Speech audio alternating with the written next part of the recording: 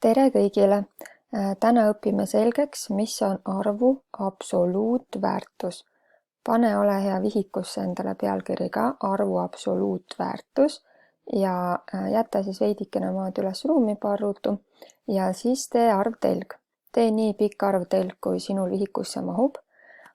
Paremasse otsa nool ja kuskile enam-vähem keskele märgi ära siis 0. Nulli paneme kohe paika, sest 0 ei ole ei positiivne ega negatiivne arv. Teisi arve ära kohe kirjuta, vaid kirjutad ainult need, mis ma sulle ütlen. Nii, alustame. Esiteks pane paika arv 5.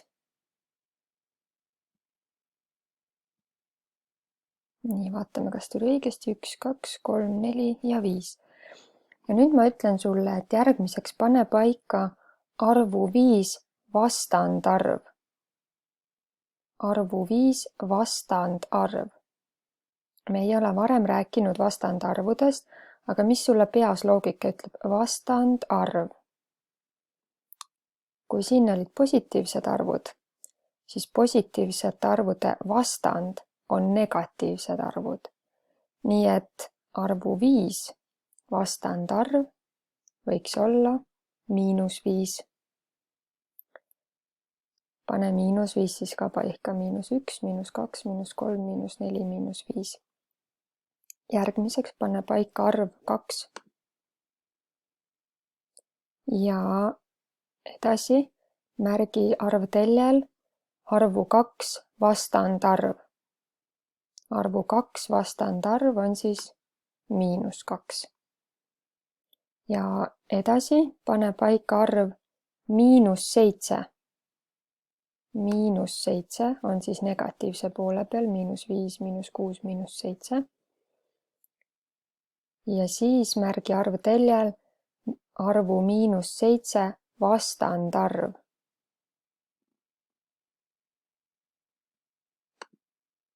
Ja -7 vastandarv on 7. Paneme lause ka kirja vastandarvude kohta. Näiteks arvudega 5. 5 ja -5 on vastandarvud, sest nad erinevad märgi poolest. Nii et kõik arvud, mille number on sama, aga märk on erinev, ehk siis 5 plussi ei kirjutata, lihtsalt 5 ehk positiivne 5 ja -5 ehk negatiivne 5, siis nende kohta öeldakse vastandarvud. Ja oma vihikus ole hea, tee sõnale vastandarv ka värviline joon alla, et sul see sõna meelde jääks. Edasi hakkame vaatama, et kui kaugel asuvad arvud arvtelje peal 0-st. Ole hea, mine arvu 2 juurde ja värvi ära arvu 2 kaugus 0-st. Võta värviline pliiats, mina teen näiteks siniseks. Arvu 2 kaugus 0-st, vaat see on see tee pikkus. Nii, ja kui pikk see tee siis on 0-st 2-ni? 0-st 2-ni see tee pikkus on 2 ja vaata, kuidas see kirjutatakse, tehakse 2 posti. Teed 2 posti, nende vahele kirjutad 2, sest me vaatasime arvu 2 kaugust 0-st. Need on nagu, kus 0 on ja kus 2 on. Ja see kaugus on meil 2 vahe, ehk siis see kaugus on 2. Nüüd võta palun teine värv ja värvi ära arvu -2 kaugus 0-st. Nii, ja kui kaugel siis arv -2 0-st on? 1, 2, jälle 2 ühiku kaugusel. Ja vaata, kuidas ma kirjutan. -2 kaugus 0-st, ehk ma panen selle -2 siis 2 posti vahele, on ka 2. Ehk vahet ei ole, kas arv on positiivne või negatiivne, siis tema kaugus 0-st on alati mingi positiivne arv.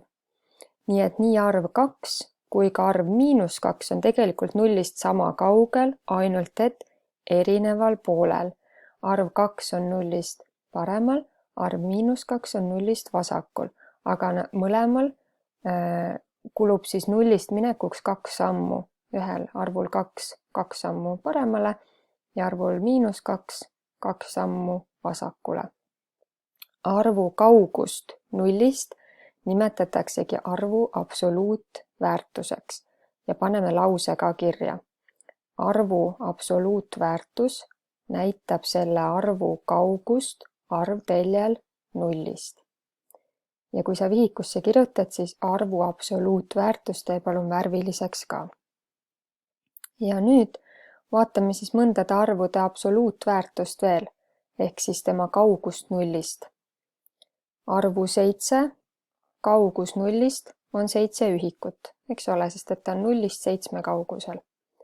Arvu -3 kaugus nullist ehk -3 absoluutväärtus on 3, sest ma pean astuma 3 sammu, 1, 2, 3, et jõuda -3-ni.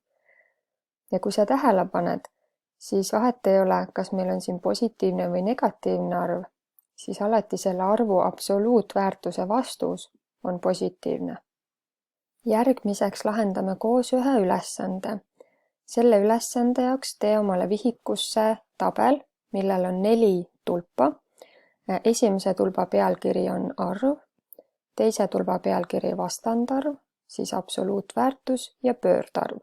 Täna oleme rääkinud vastandarvudest ja absoluutväärtustest. Pöördarvust me rääkisime tegelikult siis, kui me õppisime harilike murdude jagamist, aga tuletame selle ka täna meelde. Nii, esimesse tulpa ma olen kirjutanud siis arvud.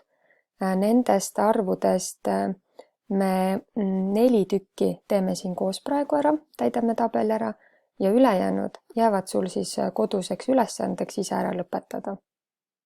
Nii, alustame. Ette on antud arv 5. Nüüd, mis on arvu 5 vastandarv? Vastandarv oli vastupidise märgiga ehk -5. Järgmiseks, mis on arvu 5 absoluutväärtus? Absoluutväärtus käis postide vahele. Mina otsin siit ka postid välja. Number 5 absoluutväärtus, kui kaugel on 5 nullist? 5 kaugel. Nii et absoluutväärtus on 5. Ja nüüd pöördarv. Selleks, et arvu saaks pöörata, ehk siis lugejad, nimetajad ära vahetada, selleks peame minema tagasi siia arvu juurde ja selle arvu kirjutama murruks. Nii tuleb sul meelde, kuidas arv 5 on murruna. 5 läks üles ja alla tuli 1. Ja kui ma tahan pöördarvu, siis ma lihtsalt pööran need ümber. Ehk lugeja ja nimetaja vahetan ära, nii et ma saan 1 viiendik. Nii, pöördarv on mul nüüd ka olemas. Võtame järgmise rea.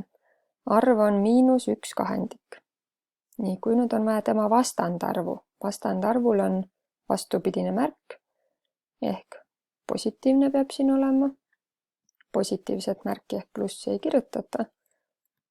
Nii et see on lihtsalt 1 kahendik. Nii, nüüd arvu -1 kahendik absoluutväärtus. Kirjutame ta absoluutväärtuse postide vahele. -1 kahendik. Nii, ja kui kaugel on -1 kahendik arvteljel nullist? Kuigi ta on murd, siis ta käitub samamoodi, tema kaugus nullist on 1 kahendik. Ja nüüd arvu -1 kahendik pöördarv ehk pean ümber pöörama. Märk jääb samaks, märk ei muutu. Miinus jääb ikka ette, aga nüüd keeran ümber 1 ja 2. Mis ma siis saan? 2 ühendik. Ja kuidas 2 ühendik veel saab lühemalt kirjutada lihtsalt -2. Lähme edasi. Arv on -8. -8 vastandarv, vahetan märgi ära, on 8. Arvu -8 absoluutväärtus. -8 absoluutväärtus on 8, sest ta on 0-st 8 kaugusel. Ja pöördarvu jaoks pean jällegi arvu natukene muutma. Miinus on tal ees. Teeme ta murruks, nii nagu esimenegi, 8 ühendikku. Ja nüüd, kui mul on vaja leida pöördarvu, arv jääb samaks, tähendab märk jääb samaks ja muudan 1 ja 8 asukohad ära siis. Ja teeme neljandaga koos. 0,4 vastandarv ehk tuleb märk ette, miinusmärk. Absoluutväärtus 0,4, ta on positiivne arv ehk siis tema ise muutugi, tema absoluutväärtus on ka 0,4. ja nüüd pöördarv, selleks lähme jälle esimesse tulpa, teeme 0,4 harilikuks murruks. Seda me oleme teiega teinud, 4 ülesse ja alla 10. 10 sellepärast, et siin on 1 arv koma taga. Kui oleks 2 arvu koma taga, tuleks 100 siia alla. Nii, ja nüüd pöördarv, ehk siis on vaja lugeja nimetaja ära muuta ehk 10. No, ma nüüd saan siit 10 neljandikku. Nii, ja nüüd siit need ülejäänud 5 tükki jääb sul endal siis koduse ülesandena ära lõpetada. Ma loodan, et sul tuleb see ülesanne hästi välja.